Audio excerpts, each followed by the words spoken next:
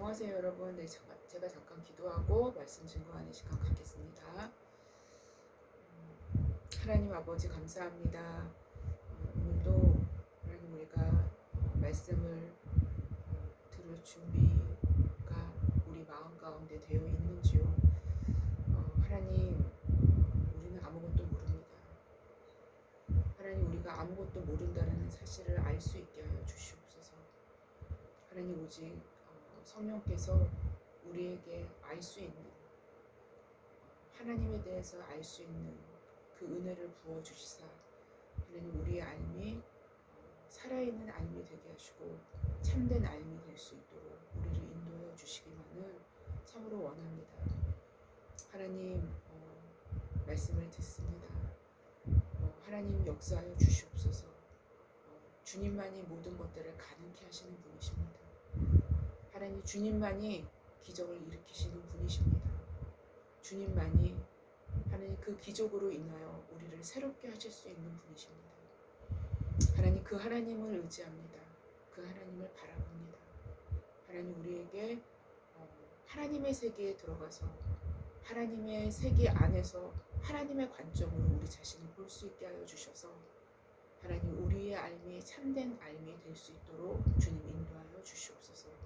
감사하며 예수님의 이름으로 기도했습니다. 아멘. 네, 오늘도 여러분 믿음에 대해서 말씀을 증거하겠습니다. 네, 오늘은 성경적 믿음의 사례 17번째 벌써 시간을 갖고 있습니다. 네, 여러분 앞으로 더 계속적으로 동일한 제목으로 성경적 믿음의 사례로 계속 말씀이 진행이 될 듯 합니다. 네, 오늘 본문은 히브리서 11장 29절 말씀입니다. 네, 모세에 대한 모세가 갖고 있었던 그 하나님에 대한 믿음을 계속적으로 히브리서 기자는 언급을 하면서 오늘 본문까지 온 것입니다. 네, 그래서 히브리서 11장 29절 제가 한번 봉독하겠습니다. 네, 믿음으로 그들은 홍해를 육지같이 건넜으나 애굽 사람들은 이것을 시험하다가 빠져 죽었으며 라는 아주 짧은 본문을 갖고 있습니다. 네. 1912년 4월 어느 날 주일 밤입니다. 한 미국인 부인이 왠지 모를 두려움에 사로잡혀서 잠을 이루지 못하고 있었습니다. 이 두려움이 뭔지 모르는 거야 본인이. 네. 그래서 잠을 못 이루고 있었어요. 그때 그녀의 남편은 타이타닉호를 타고 대서양 한가운데를 향하며 귀국 중이었습니다. 마침내 그녀는 남편을 위해서 기도하기 시작했고 수시간에 걸쳐 기도했지만 좀처럼 마음의 평안을 얻을 수가 없었습니다. 그래서 그녀는 더욱 간절하게 하나님께 매달리고 또 매달리고 하나님을 의지하고 또 의지했습니다. 이 불안함이 뭔지 모르겠지만 하여튼 하나님과 기도하면서 효부를 내길 원했던 거죠. 그래서 간절히 하나님 앞에 매달렸어요. 근데 다음날 새벽 한 5시 경쯤에 이르러서야 마음의 평안과 뭔가 확신을 갖게 되었고 그제서야 이제 잠이 들 수 있게 된 것입니다. 그런데 그녀가 밤새도록 기도하는 동안 그녀의 남편은 침몰해가는 타이타닉호에서 절망적인 밤을 보내고 있었다고 합니다. 자신의 목숨을 구하는 일은 아예 그냥 포기해버리고 남편은 어린 아이들, 이 배에 탔었던 어린 아이들과 여자들을 구하기 위해서 온 힘을 쏟고 있었던 것입니다. 최후의 순간에 이르자 배는 완전히 물에 잠겨버렸고 그녀의 남편도 배와 함께 거대한 소용돌이 속으로 빨려 들어가게 된 것입니다. 그런데 기적이 일어난 거예요. 돌연히 이 남편의 몸이 물 위로 쭉 이렇게 떠오르기 시작한 것입니다. 그리고 가까운 곳에 뒤집혀 있는 보트가 보였고 그는 그 위로 간신히 올라가서 그 다른 구명 보트에 의해서 구조될 수 있었던 것입니다. 완전 기적이죠.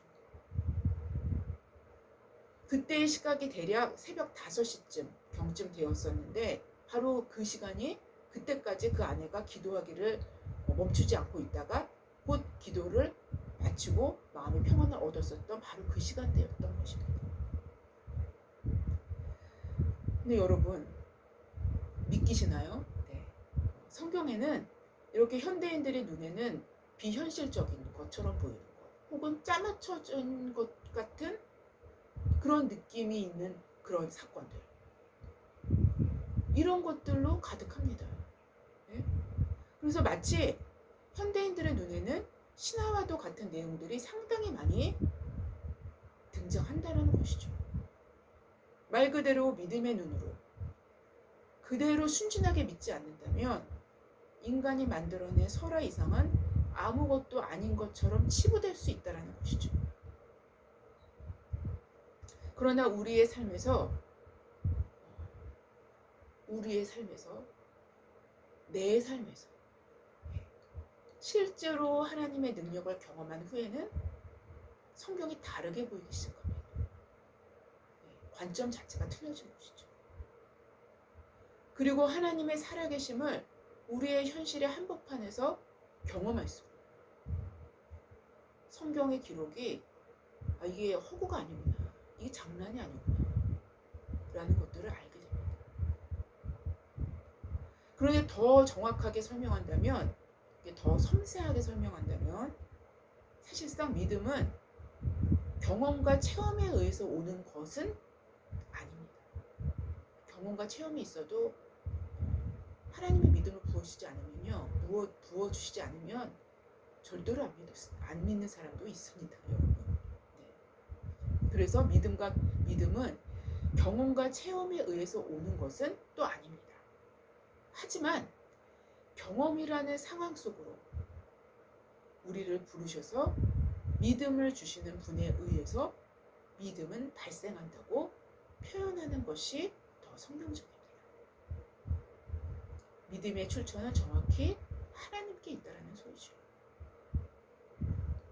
이러한 상황들은 사실상 우리에게 믿음을 선물로 주시려는 하나님의 선행된 뜻이 담겨있는 상황이며 경험들이기 때문입니다. 믿음은 상황과 체험, 경험보다 더 크지만 이러한 특별한 상황은 인간이 믿음을 받아들일 수 있는 인간 스스로의 내적 환경을 만들기 위해서, 우리 내부의 내적 환경을 만들어내기 위해서 준비되어진 것들입니다. 뭐가요? 이러한 특별한 어떤 상황들이. 그렇게 볼 수 있어요. 어쩌면 타이타닉호에서 기적적으로 살아남은 그 남편은 믿음이 없었던 사람일 수도 있습니다. 우리 와이프가 계속 나를 위해서 예수 믿게 해달라고 기도를 하는데 나는 사실 못 믿겠어, 이런 사람일 수가 있다는 거예요. 그러나 이러한 절박한 상황이 그로 하나님의 살아계심을 이끌 수 있는, 즉 믿음을 받아들일 수 있는 내적 여건을 만들었고, 그 내적 여건은 그를 하나님께로 이끌림을 받을 수 있게 한 것이라 생각할 수 있습니다. 바로 믿음은 바라는 것들의 실체요, 보이지 않는 것들의 증거이며, 또 믿음 그 자체도 눈으로 보여지는 것이 아니기에 믿음은 언제나 눈에 보여지지 않는 인간의 내면의 마음과 결탁되어 생성되고 성장되기 마련이기 때문입니다. 믿음은 인간의 마음에 뿌려지고 성장되기 때문에 믿음을 주시는 하나님 입장에서는 믿음을 받아야 할 사람의 내적 환경, 즉 마음의 환경을 미리 준비시키신다는 것입니다. 그래서 하나님의 믿음을 갖기를 원하는 사람에게 있어서는 이러한 내적 환경을 미리 만들어 주십니다. 이런 내적 환경을 미리 만들어 주시는 것을 선행하십니다. 이때 어떤 사람은 특별한 상황으로 몰아가시기도 하고, 더 나아가 목숨이 위태로운 상황으로까지 인도되어지기도 합니다. 예. 그 사람의 내적 환경을 만들어내시기 위해서. 또 어떤 사람은 아주 평범한 일상 속에서 자신만이 아는 아주 작은 기적. 남들은 눈치채지도 못해요. 남들은 눈치채지도 못하는데 자기 자신을 아는 거예요. 네, 그런 것들 있죠, 여러분. 네. 아주 자기 자신만 아는 아주 작은 기적을 통해서 전능하신 하나님에 대한 믿음을 받아들일 수 있도록 준비되어지기도 한다는 것이죠. 이건 사람마다 다 틀립니다. 만약 여러분이 성경을 읽으실 때 천지 창조의 기록이나 동정녀 탄생이나 예수님의 초자연적인 기적들을 어린아이와도 같이 그대로 믿지 않고 나름대로 지식을 바탕으로 인간의 이성에 합리적으로 맞는 재해석을 하면서 그것을 믿음으로 생각한다면 그것은 사실상 믿음이 아닌 거예요. 여러분, 제가 정확하게 얘기하지만 그건 믿음이 아니에요. 왜냐하면 이러한 믿음은 사실상 믿음의 대상을 하나님으로 인식한 것이 아니라 자신의 이성과 합리성으로 그 믿음의 대상으로, 자기 믿음의 대상으로 교체해버렸기 때문인 거예요. 이런 경우는 실제로 그가 믿는 것은 하나님을 믿는 것이 아니라 자신의 이성과 합리성의 바운더리 안에서 작동되는 자기가 만든 신을 믿고 있기 때문인 것입니다. 여러분, 이해되시죠? 그래서 하나님 믿고 있는 게 아니라는 소리예요. 자신이 만든 신을 믿는다라는 것은 곧 자신을 믿는다라는 거예요.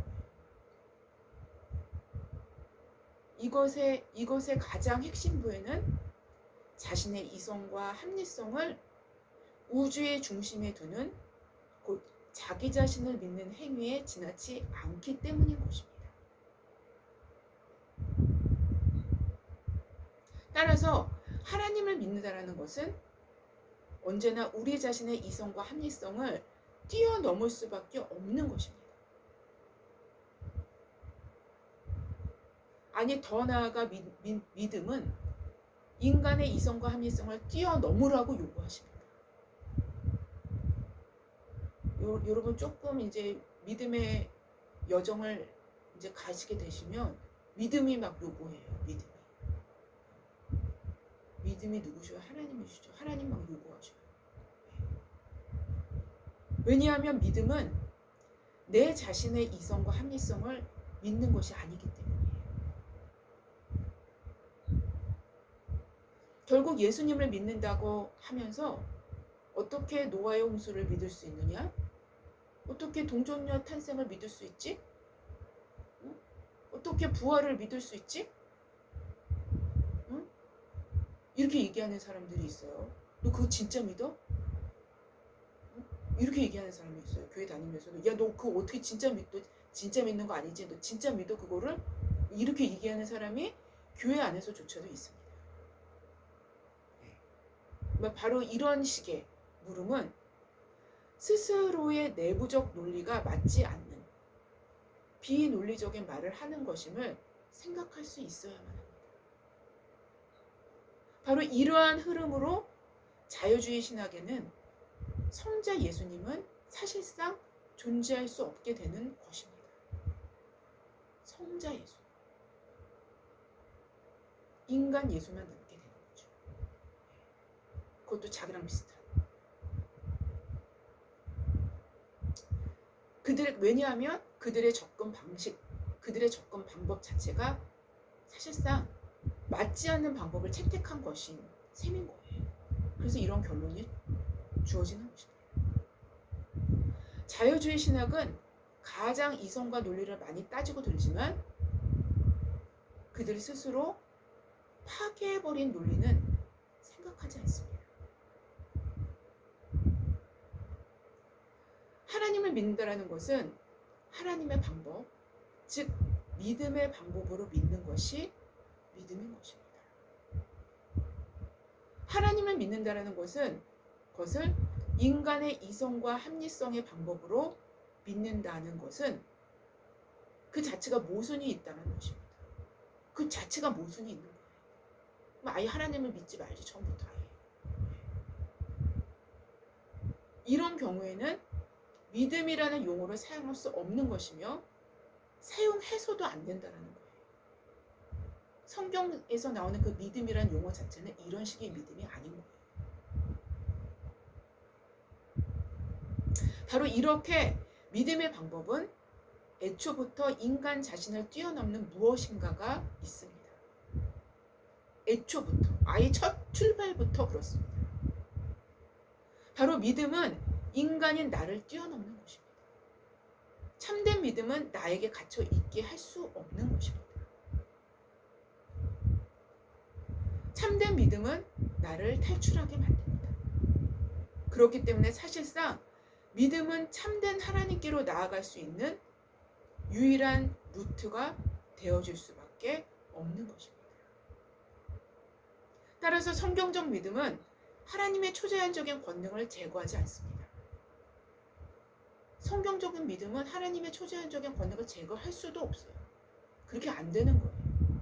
이게 굉장히 긴밀하게 연결되어 있습니다. 성경을 믿을 수 있을 만한 사건들, 성경에서 믿을 수 있을 만한 사건들만을 추려서 수집하지 않는다는 거예요. 우리의 믿음의 대상은 자신이 아닌 하나님이시기 때문인 거예요. 이렇게 성경을 읽을 때 마치 허구처럼 고대인들이 만들어낸 설화처럼 여겨질 수 있는 이야기가 사실상 그들의 눈에는 그렇게 비춰지죠. 오늘 본문에도 또 이런 이야기가 등장이 되는 거예요. 바로 출애굽 때 일어났던 홍해 도화 사건입니다. 그들의 눈으로 봤을 때. 본문 29절 이하에 믿음으로 그들은 홍해를 육지같이 건넜으나 애굽 사람들은 이것을 시험하다가 빠져 죽었으며 라고 기록을 합니다. 이게 오늘 본문이죠. 이 말씀은 출애굽기 14장에 벌써 다 보도가 되어 있는 말씀을 히브리서 기자가 이게 가지고 들어온 것이죠. 오늘 모든 어떤 그 모든 절박함이 승리로 끝나고 하나님의 권능이 압도되었고 또 15장에서는 출애굽기 15장이죠. 15장에서는 전능자를 향한 미리암과 모세의 찬양으로 이어집니다. 네.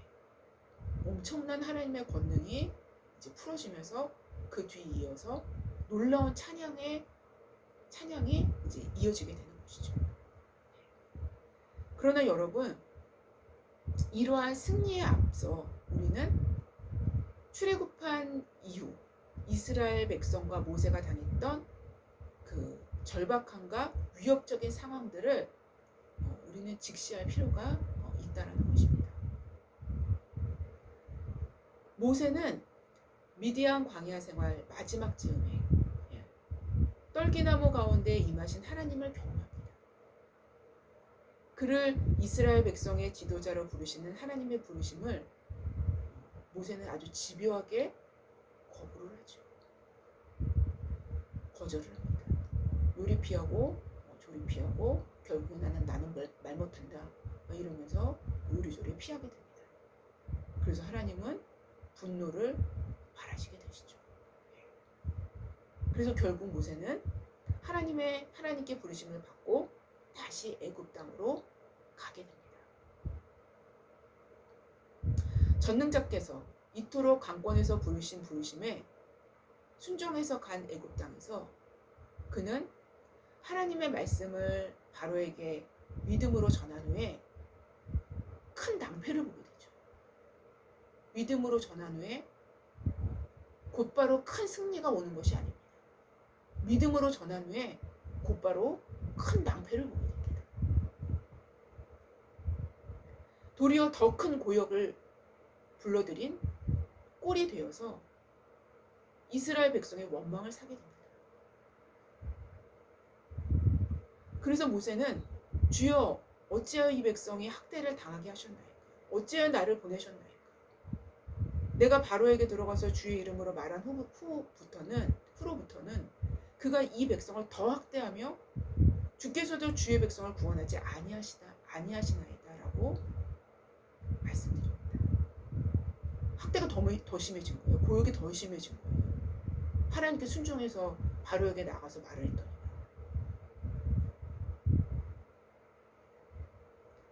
믿음의 행위라고 순적하게 일이 척척 잘 진행되는 것이 절대로 아니다라는 소리죠. 성경을 섬세하게 살펴보면 이런 일들이 너무 많습니다. 오히려 믿음의 행위는 위기를 맞이하게 만들 때가 더 많다라는 소리죠.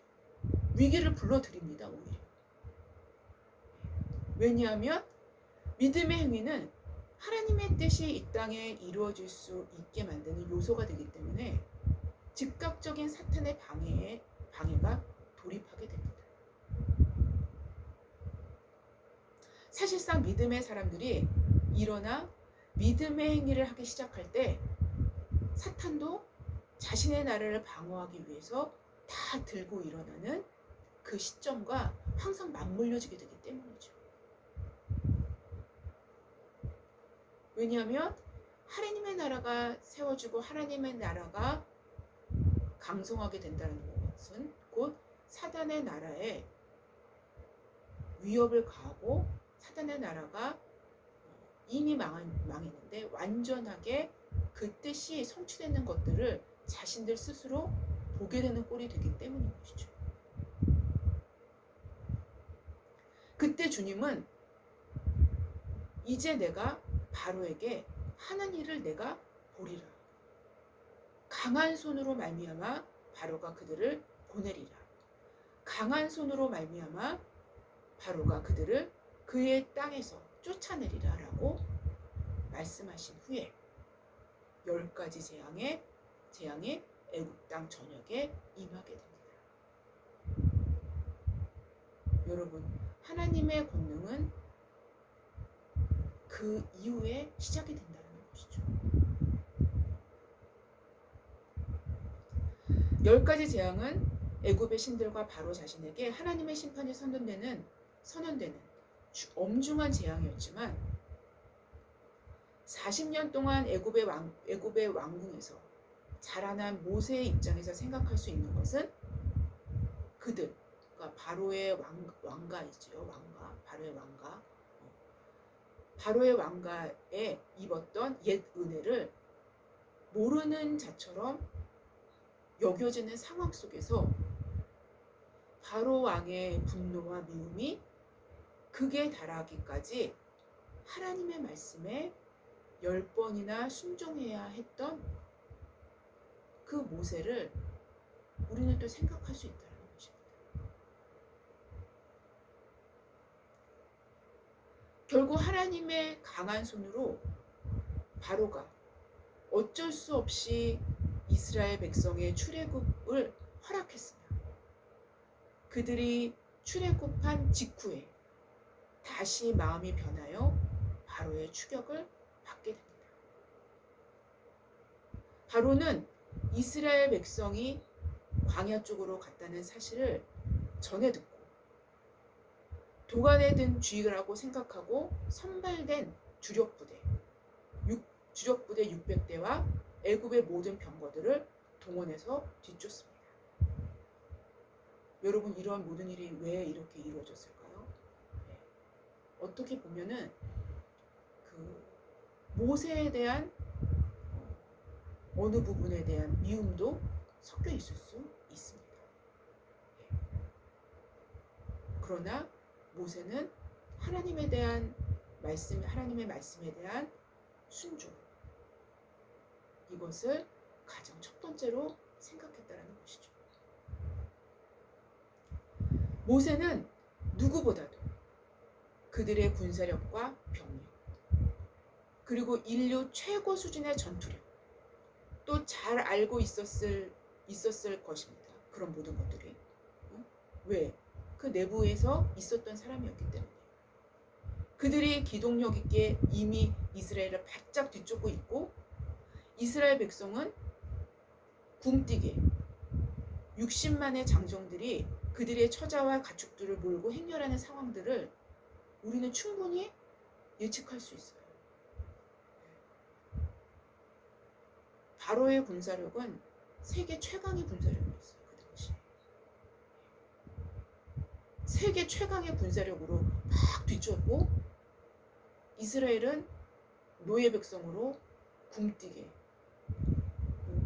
자신들의 가정 그 용품들을 다 이끌고 가축들을 다 이끌고 굶뛰게 빠져나가는 그 이스라엘 백성들의 모습을 이 두 가지의 극명한 대조들을 생각하시면서 우리는 예측할 수 있습니다. 다행히 구름기둥과 불기둥이 애굽 진영과 이스라엘 진영 사이를 막아서고 있었기 때문에 매복해서 엄습하지는 못했겠지만 그 위협감과 절박감은 극에 달했을 것입니다. 아무 훈련도 받지 않은 노예민족, 집단적 노예들이 탈출해서 떼죽음을 당할 절박한 위험 앞에서 그들의 입에서는 막 원망이 막 쏟아져 나오고 있었던 것이죠. 뒤에 바짝 추격하는 강력한 바로 군대와 앞에는 어느덧 홍해 바다가 펼쳐지고 있었던 거예요. 완전히 동안에 든 쥐가 된 것이죠. 홍해 도하 사건의 결과는 근데 이미 우리는 다 알고 있어요. 그렇죠? 네, 다 알고 있습니다. 네. 그러나 이 당시 노예였던 이스라엘은 자신들 앞에 펼쳐질 것을 전혀 몰랐어요. 전혀 모르고 있는 상태예요.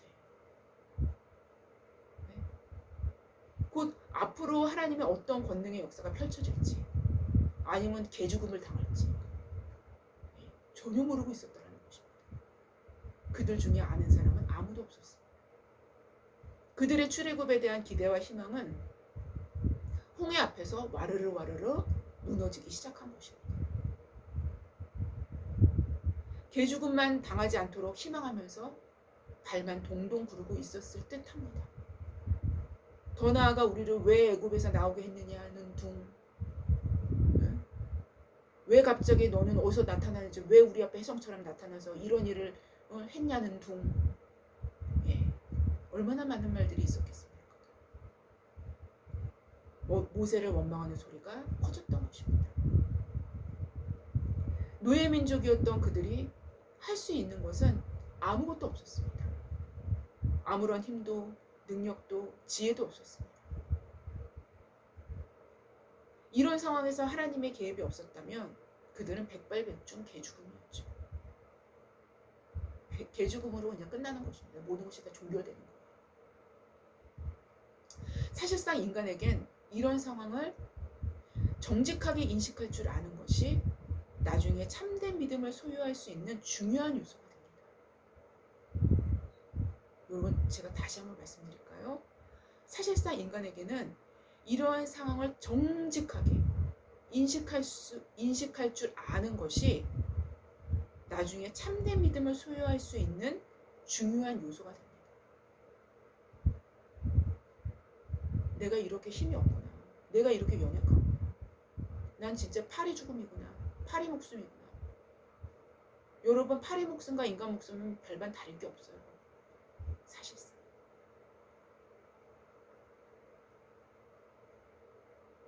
바로 이것을 아는 것입니다. 이것이 참된 믿음으로 가는데 굉장히 중요한 알미 됩니다. 그러나 이스라엘 백성은 이러한 인식도 정확하지 않았음을 그 이후의 사건들을 통해서 우리는 사실상 확인이 됩니다. 여하튼 이러한 상황을 허용하시는 이유는 가장 원초적인 인간의 연약함을 보게 되도록 유도되어지는 것입니다. 인간의 가장 정직한 모습, 세상의 부나 영광이나 힘이나 이와 같은 그 어떤 옷도 입지 않고 인간의 연약한 존재됨 그 자체를 보게 되어질 때 인간은 그때부터 전능자를 접할 수 있는 마음의 환경이 준비되는 것이기 때문입니다. 이러한 마음의 환경으로 준비될 때에야 성경적이면서도 진실된 믿음의 초석이 세워지게 됩니다. 그리고 이제야 피조물된 자신의 위치를 알게 되며 조물주 되신 하나님이 누구신가를 이제야 가늠할 수 있게 됩니다. 바로 이러한 절박한 상황에서 하나님은 이렇게 말씀하십니다. 여호와께서 모세에게 이르시되 너는 어찌하여 내게 부르짖느냐. 이스라엘 자손에게 명령하여 앞으로 나아가게 하고 지팡이를 들고 손을 바다 위로 내밀어 그것이 갈라지게 하라. 이스라엘 자손이 바다 가운데서 마른 땅으로 행하리라. 이런 놀라운 말씀을 주십니다. 만약 하나님께서 이렇게 명령을 내리시지 않으시고 히스기야 시대의 사내립 군대를 하룻밤 사이에 여호와의 사자가 18만 5천 명을 침으로 유다가 손가락 하나 대지 않고 손가락 하나 까딱하지 않고 사내립의 군대를 전멸시켰었던 것처럼 그렇게 애굽 진영의 바로 군대들을 하나님께서 칠 수도 있었던 문제 아니었습니까? 네? 그렇게 하실 수도 있었어요. 그러나 하나님은 애굽 군대가 바싹 뒤쫓는 절박함과 급박한 상황을 이스라엘 백성들이 경험하도록 하신 것입니다. 하나님은 이런 모든 경험들 혹은 마음의 큰 어려움에 봉착하는 이러한 경험들을 통해서 더욱 자기 자신을 경험하며 더욱 우리 자기 자신을 경험하며 또 하나님을 경험하시길 원하시기 때문인 것입니다. 하나님께서 우리를 구원하실 때도 하나님의 방법으로 구원하시는데 그 방법에는 하나님의 깊은 의도가 숨겨져 있을 때가 많이 있습니다. 또 하나님은 하나님의 방법대로 모세에게 명령하셨고 그 명령대로 모세가 그대로 했을 때 기적이 일어난 것입니다. 기적의 핵심은 그때그때 주시는 하나님의 명령의 말씀에 믿음으로 순종하는 것에 있는 것입니다. 그 순종이란 마음속에서 일어나는 자신에 대한 실체를 경험한 후에 하나님의 선하심과 크심을 붙잡는 것입니다.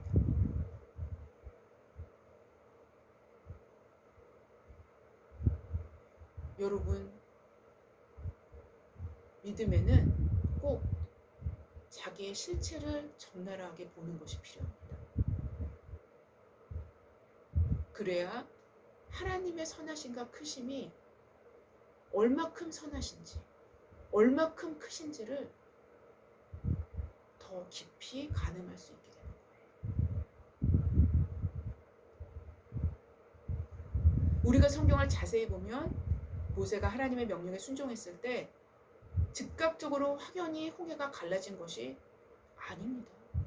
우리는 이제 옛날에 만화로 어릴 때 주일학교 때 이야기 들은 것만 생각을 해서 모세가 딱 지팡이를 딱 들으니까 홍해를 향해서 딱 지팡이를 들으니까 갑자기 홍해물이 쫙 갈라지고 그것만을 생각을 하죠. 근데 이러한 것들이 이 홍해 갈라짐이 한순간에 갑자기 이루어진 게 아닌 거예요. 출애굽기 14장 21절 이하에 보면 모세가 바다 위로 손을 내밀어 여호와께서 내밀매 다시 한번 읽겠습니다. 모세가 바다 위로 손을 내밀매 여호와께서 큰 동풍이 밤새도록 옵니다. 밤새도록 바닷물을 물러가게 하시니 물이 갈라져 바다가 마른 땅이 된지라. 이렇게 기록을 합니다. 결국은 뭐예요? 모세가 홍해를 향해서 지팡이를 밤새도록 들고 있었다는 소리예요. 밤새도록. 즉 홍해 도하는 모세가 하나님의 명령에 순종하여 바다 위로 그 손을 내밀어 밤새도록 하나님을 의지하여 기도한 후에 일어난 사건입니다. 하나님은 기적의 순간조차도 단번에 되어지는 것이 되어지게 하지 않으신다는 것입니다. 그러한 초급박한 상황 속에서도 믿음과 인내를 보십니다. 밤에 홍해 앞바다에 도착한 후에 밤에 유월절을 지내죠. 그리고 밤에 애굽에서 출애굽을 하게 되죠. 그리고 밤에 홍해 앞에 도착한 거예요. 네. 홍해 앞에 도착한 후에 밤이 새도록 바다를 향하여 손을 펴서 하나님을 의지하여 믿음으로 선포한 것입니다. 아마도 날이 저물어서 해가 지고 난 다음에 유월절이 시작이 됐기 때문에 유월절 예식을 지키고 그 직후에 나갔기 때문에 대략적으로 밤 10시나 11시쯤 그때쯤에 도착했을 수도 있어요. 네. 홍해 앞바다에. 이거는 내 생각입니다. 네, 그 정도로 도착할 수 있습니다. 네. 그런 이후에 밤새도록 홍해 앞바다를 향해서 모세는 지팡이를 든 것입니다.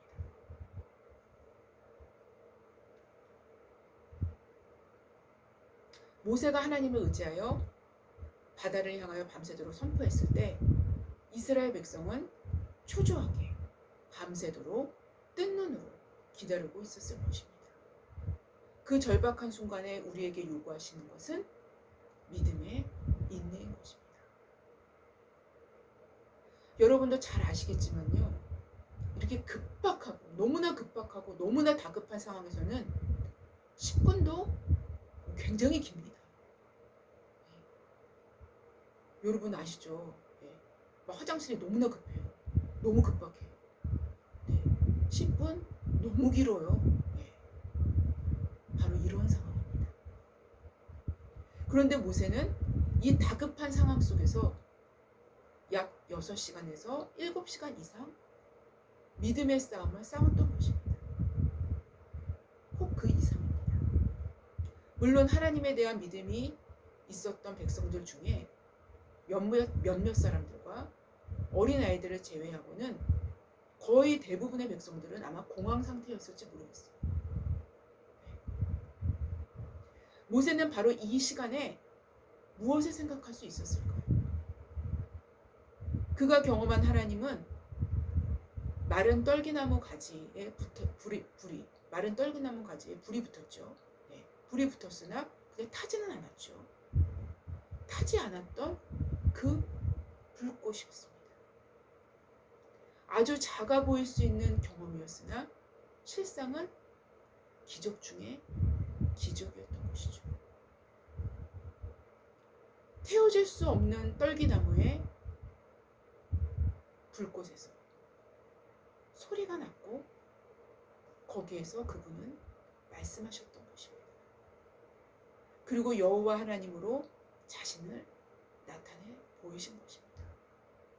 아마 모세는 그 놀라운 광경을 그 순간에 기억했을지 모릅니다. 그리고 그분의 부르심에 압도된 후에 애굽에 이르러 바로 앞에 처음 서게 되었을 때 그 어설펐던 기억과 함께 어떻게 해야 될지 몰랐었겠죠. 바로 앞에 섰을 때 그 어설펐던 기억과 함께 자신의 상태와는 그 어설펐던 자신의 그런 상태와는 상관없이 하나님의 권능이 10번이나 임했던 그 시간들을 주마등처럼 기억했을 것입니다. 오직 어떠한 상황에서도 그분을 의지하고 말씀에 순종했을 때 일어났던 기적들을 기억했을 것입니다. 여러분, 이 하나님에 대한 기억이 굉장히 중요합니다. 신명기와 모세오경은 하나님에 대해서 계속 기억하라, 계속 기억하라고 말씀하십니다. 여하튼 그것이 모세로 하여금 또 다른 기적도 믿게 할 수 있도록 했습니다. 그 믿음은 밤새도록 그를 의지하게 만들었던 것입니다. 그 기억은 밤새도록 그를 의지하게 만들었던 거예요. 그 믿음은 밤새도록 하나님을 의존하게 만들었던 것입니다. 그 기억은 밤새도록 하나님을 의존하게 만들었던 것입니다.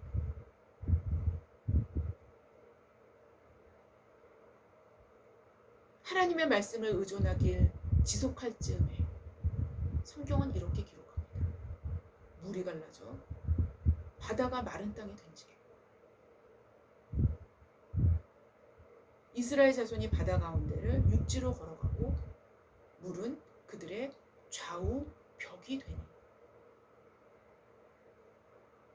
여러분, 이 성경의 이 기록을 자세히 이렇게 살펴보면 이 관점이 물이 벽이 됐다라는 이거는 본인이 물 가운데를 지나간 사람의 기록입니다.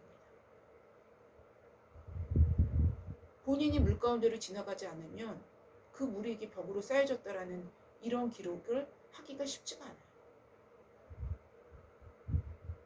관점 자체가 물 가운데서 있었던 기록입니다.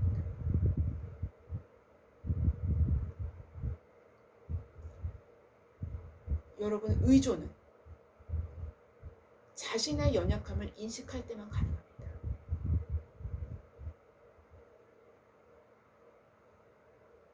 그렇겠죠. 사실상 모세는 홍해 앞에서, 거대한 홍해 앞에서 자신의 연약함을 가장 깊이 인식했음을 보여줍니다. 거대한 기적의 한복판에는 가장 깊은 자기 연약함에 자기 인식이 있게 되는 것이 하나님의 기적의 특징입니다.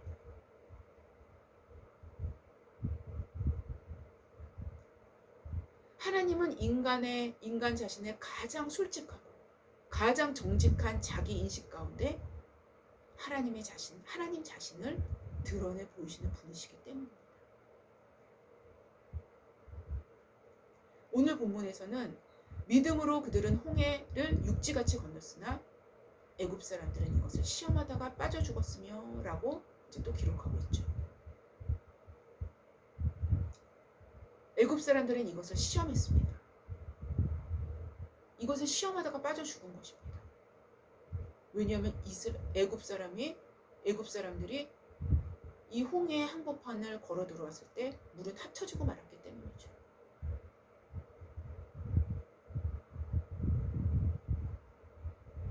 애굽 사람들은 이것을 시험하다가 빠져 죽었다라고 오늘 본문이 기록하죠. 물론 애굽 사람들은 바로의 군대를 말하는 것이지만 믿음과 상반된 어떤 것을 의미한다고 볼 수도 있습니다.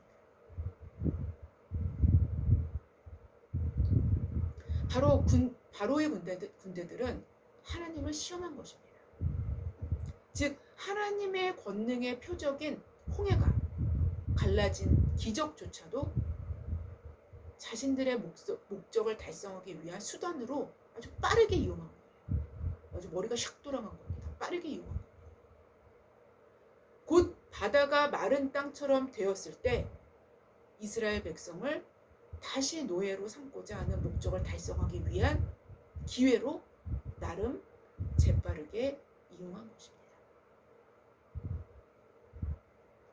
곧 믿음과 하나님의 권능을 자신에게 유리하게 이용하려 할 때 하나님을 시험하는 결과를 초래하게 된다는 것이죠.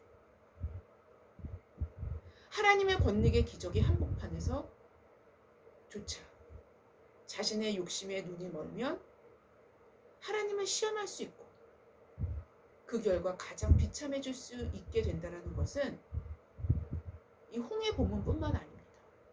민수기에 쫙 깔려 있습니다. 하나님을 시험한다는 것은 자신의 마음의 보좌에 여전히 자기 자신이 앉아 있으므로 하나님과 하나님이 주실 수 있는 모든 것까지 자신이 컨트롤하고 조정하려는 마음에서 나타나는 것이라고 말씀드릴 수 있습니다. 결국 자기 자신이 조종하고 컨트롤하는 그 힘을 자기가 놓치지 않는 거예요. 자기가 놓을 수 없다라는 거예요. 자기가 놓지 않고 크리스찬이라는 옷을 입었음에도 불구하고 자기가 컨트롤하고 자기가 조종하려는 그 끈을 놓지 않고 계속 갖고 있다라는 것 자체가 그게 하나님을 시험하는 아주 핵심의 근원의 거기에 있는 거예요.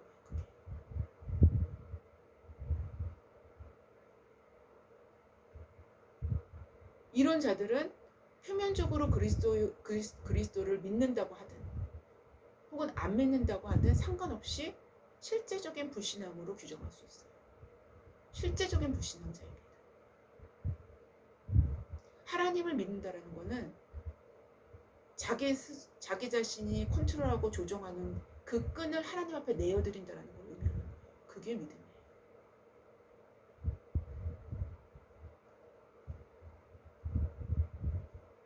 그래서 성경적인 믿음은 자신이 컨트롤하고 조종하는 것에서 자신을 벗어나게 합니다. 따라서 성경적인 믿음은 인간의 이성과 합리성의 틀에도 제재를 받을 수가 없는 거죠. 당연히 포함이 되니까. 그것이 전능자를 믿음의 대상으로 삼는 믿음인 거예요. 왜냐하면 이성과 합리성의 틀로 걸러낸 믿음이라면 이미 그 믿음의 대상은 하나님이 아님을 말해주고 있는 것이기 때문이에요. 이미 제가 설교 전반부에서 다 말씀드렸어요. 여러분, 성경의 모든 기적은 사실이에요. 이걸 믿는 것이 믿음이에요.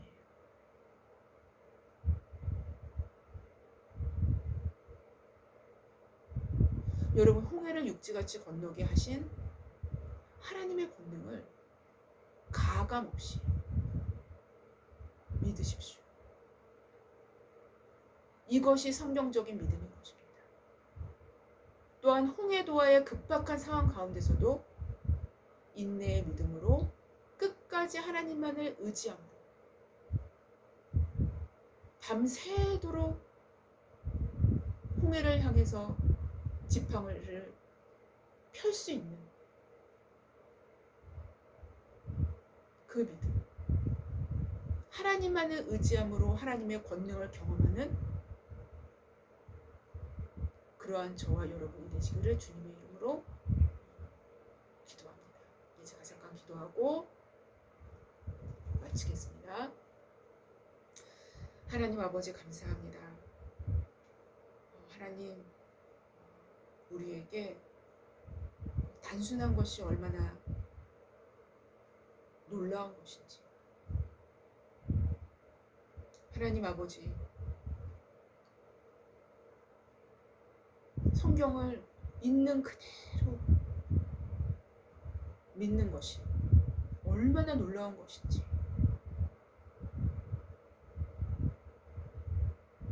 하나님, 우리에게 그러한 믿음을 주시옵소서. 하나님, 마지막 때가 가까울수록